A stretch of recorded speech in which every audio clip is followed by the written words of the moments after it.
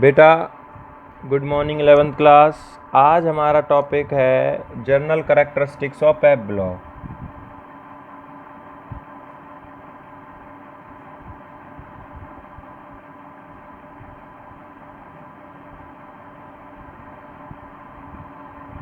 तो हमने सारे पढ़ लिए थे बेटा। एस ब्लॉक भी पढ़ा था, डी ब्लॉक भी पढ़ा था, एफ ब्लॉक भी पढ़ा था। अब एफ ब्लॉक नहीं पढ़ा था, सॉरी। एफ ब्लॉक का जनरल कैरेक्टरिस्टिक्स हमें पढ़ना है। तो एफ ब्लॉक में सबसे पहले क्या आता है? General formula.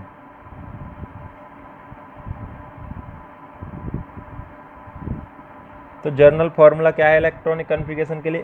n-2 F 1 to 14। 1 to 14 वैसे इसमें से ना कई बार एक्सेप्शनल जब आते हैं तो 0 से 14 करना। आप बुक में 1 to 14 लिखा होता है। और n-1 डी 0 से 2 और ns2 ये इसका जनरल फार्मूला है।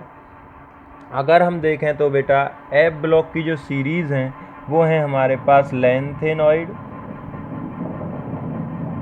और एक सीरीज़ है हमारे पास एक्टिनॉइड। तो जो ये सीरीज़ हैं लैंथेनॉइड की जो शुरुआत होती है वो होती है सीरियम से।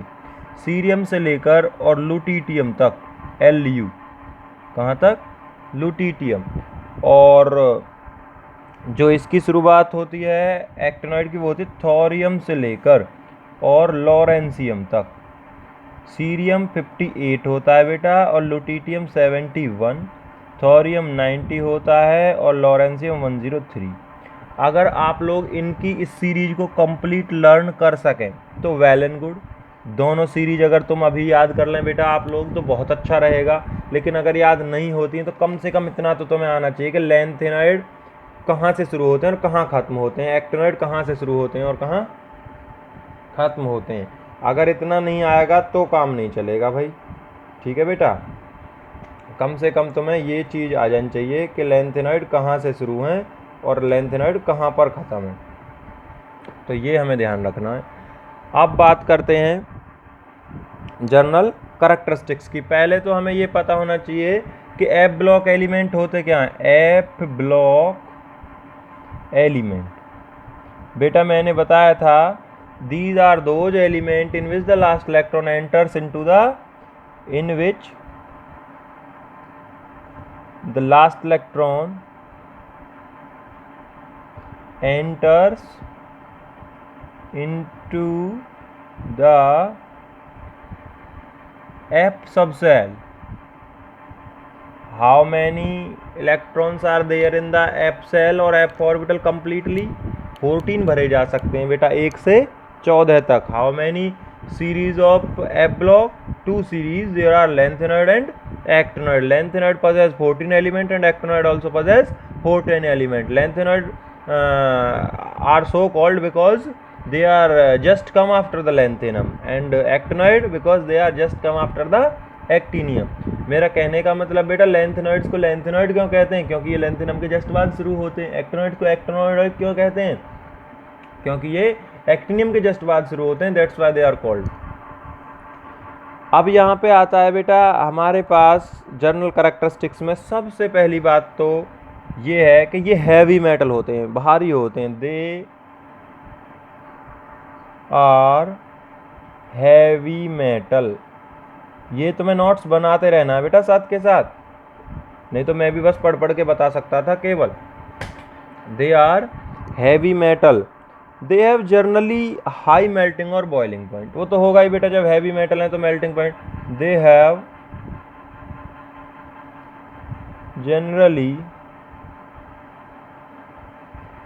Generally high melting point and boiling point. NCERT की बुक लेनी है सभी को। एनसीईआरटी की बुक में ऐसे टॉपिकों को पढ़ते रहो साथ के साथ अगर हो सके तो, और इतना काम तो करना ही है। दे शो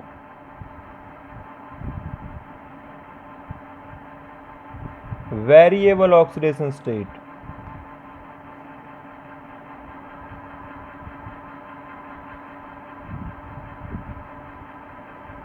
दे show variable oxidation state. Variable का मतलब समझते हो ना, इनकी ऑक्सीडेशन स्टेट बदलती रहती है according to compound formation, +2 +3 +4 +5। Their compound are generally coloured. Their compound are generally coloured. Coloured compound होते हैं बेटा इनके, और they have high tendency to form complexes। They have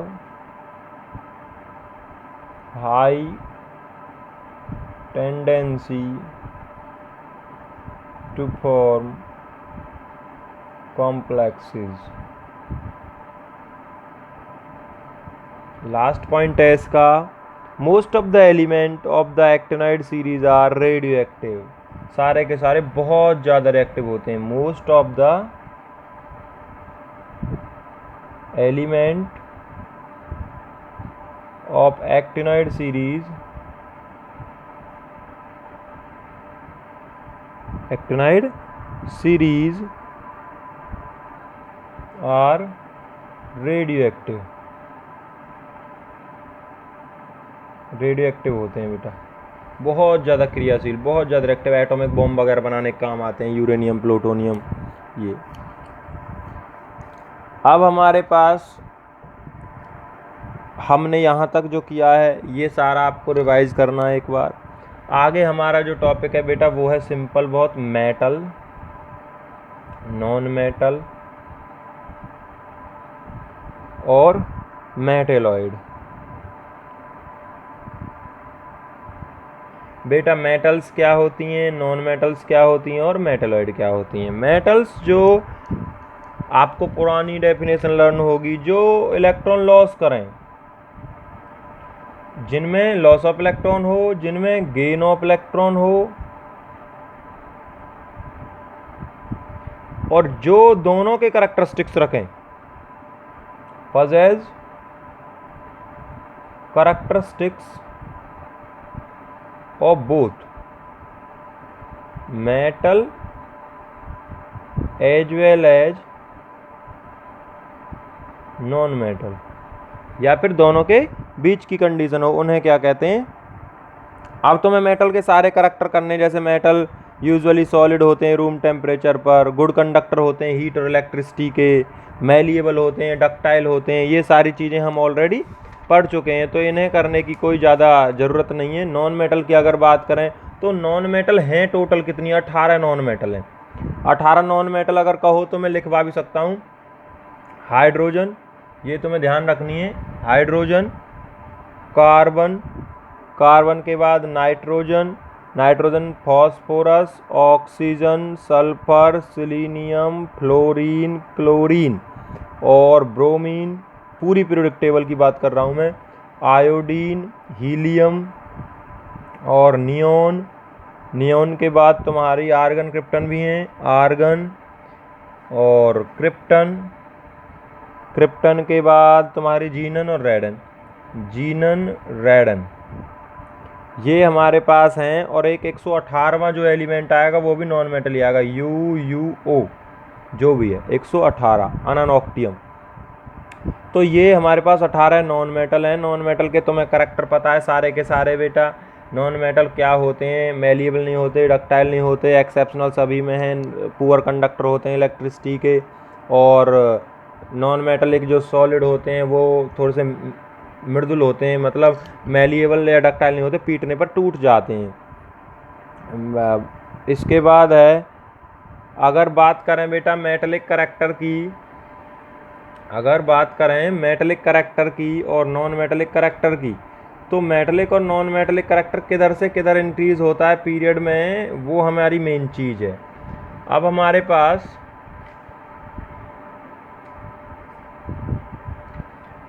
अगर देखें कि मेटलिक करैक्टर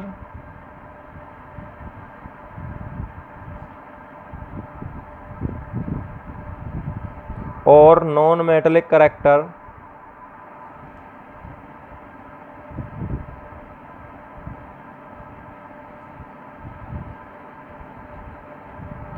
मेटलिक करेक्टर और नॉन मेटलिक जो करेक्टर है वो पीरियोडिक टेबल में उसकी क्या ट्रेंड है, इधर की तरफ क्या होता है और इधर की तरफ क्या होता है, left to right in the periodic table और डाउन द ग्रुप। सभी को पता है बेटा, मैं आपके ऊपर क्वेश्चन छोड़ रहा हूँ कि मेटलिक करेक्टर और नॉन मेटलिक करेक्टर में डाउन द ग्रुप साइज बढ़ता है या घटता है, मैं हमें उससे कुछ नहीं लेना, लेकिन राइट डाउन में क्वेश्चन लिख रहा हूँ और तुम चेक कराओगे। राइट मैंने 10th में कराया है और अभी भी आ गया है। Write down the trend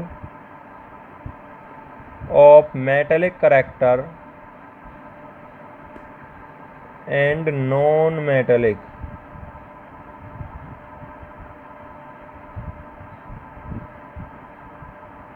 Write down the trend of metallic and non-metallic character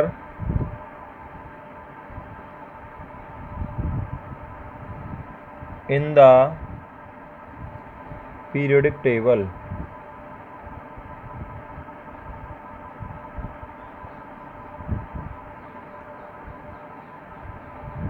As we move from left to right and top to bottom। बेटा ये इस क्वेश्चन का आपको आंसर लिखना है। इसके बाद अब आते हैं हम मेनली एडवांटेजेस जो हैं। एडवांटेजेस क्या थी long form of periodic table की, इसको तो आप कर लोगे। एडवांटेज क्या थी बेटा लॉन्ग फॉर्म पीरियोडिक टेबल की, उनकी बात करेंगे आज हम। एडवांटेजेस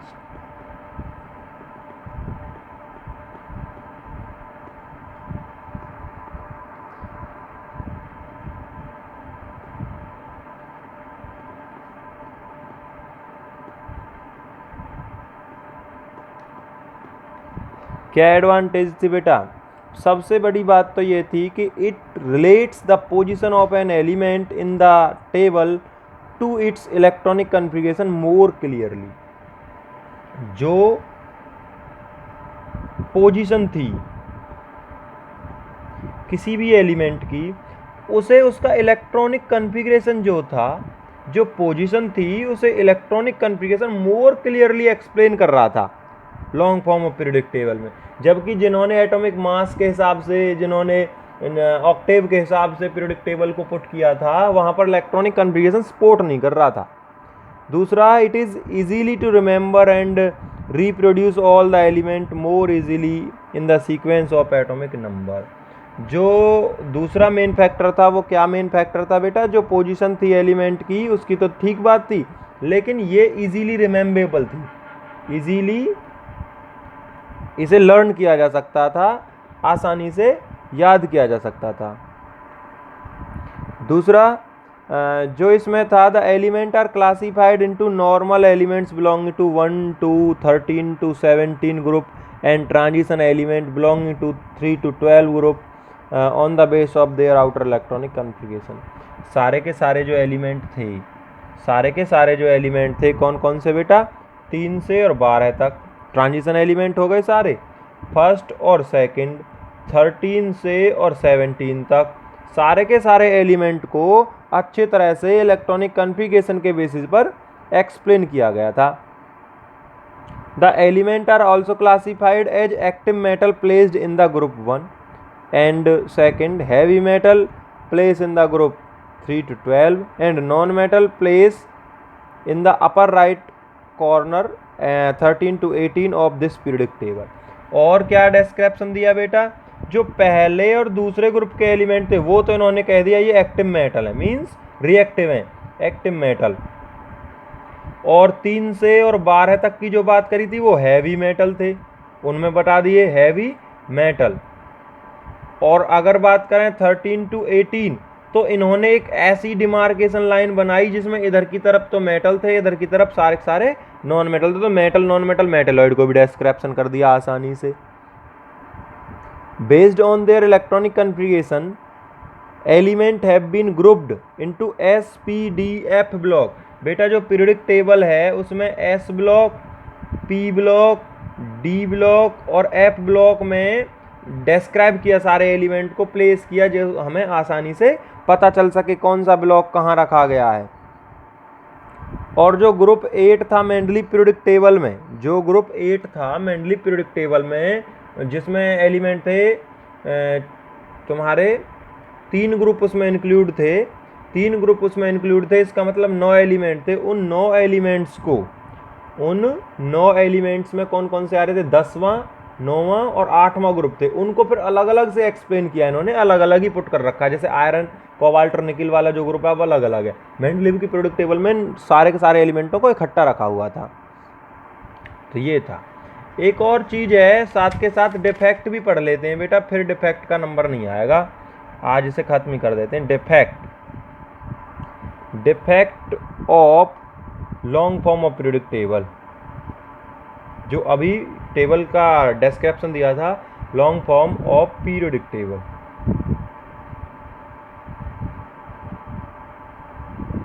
तो डिफेक्ट क्या थे? सबसे पहला डिफेक्ट तो ये था, क्या था पहला डिफेक्ट? सबसे पहला डिफेक्ट तो था बेटा पोजीशन ऑफ हाइड्रोजन। इसमें भी सेटिस्फैक्ट्री नहीं थी, पोजीशन ऑफ हाइड्रोजन।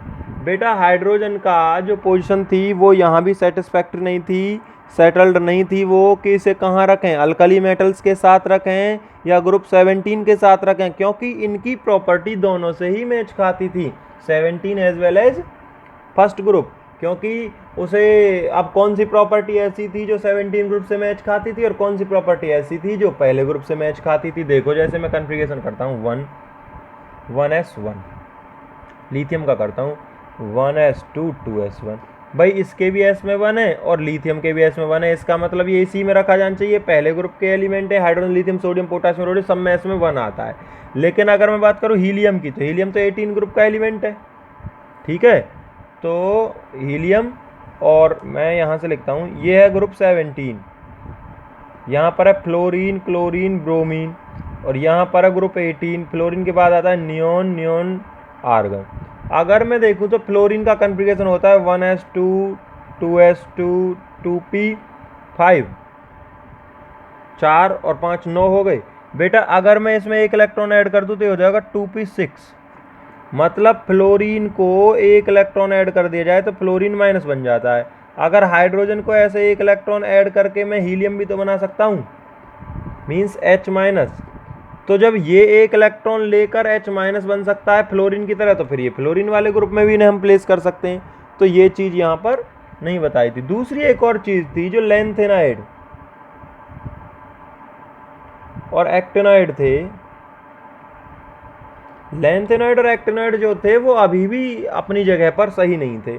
उन्हें लॉन्ग फॉर्म जो पीरियोडिक टेबल थी, यहाँ जो पीरियोडिक टेबल थी, यहाँ कोई जगह नहीं दी गई, यहाँ पर जगह दी गई थी। केवल अलग से 2 पीरियड बनाए गए, 2 सीरीज दी गई उन्हें, और वो उन्हीं से कनेक्ट थे वैसे, लेकिन बीच में उन्हें जगह नहीं दी गई। वहाँ अलॉट क्यों नहीं करी गई उनकी जगह? उन्हें अलग फेंकने का क्या रीज़न है वो सामने नहीं आया, और जिसकी वजह से ये इसके ड्रॉबैक थे। एक चीज़ आप ध्यान रखोगे, जो तुम्हारी नॉलेज के लिए मैं बता रहा हूँ, बोरॉन। क्या कह रहा हूँ? Boron. Boron smallest atomic volume रखता है पूरी पीरियोडिक टेबल में, स्मॉलेस्ट एटॉमिक वॉल्यूम, ध्यान रखना। टेक्नीशियम मैंने तुम्हें कल भी बताया था, फर्स्ट मैन मेड एलिमेंट है, ठीक है। और तीसरी बात पीएम है, एक पीएम है प्रोमीथियम, 61वां एलिमेंट होगा आई थिंक, प्रोमीथियम। प्रोमीथियम क्या है? ये नेचर में अकर नहीं करता, ये सिंथेटिक एलिमेंट है।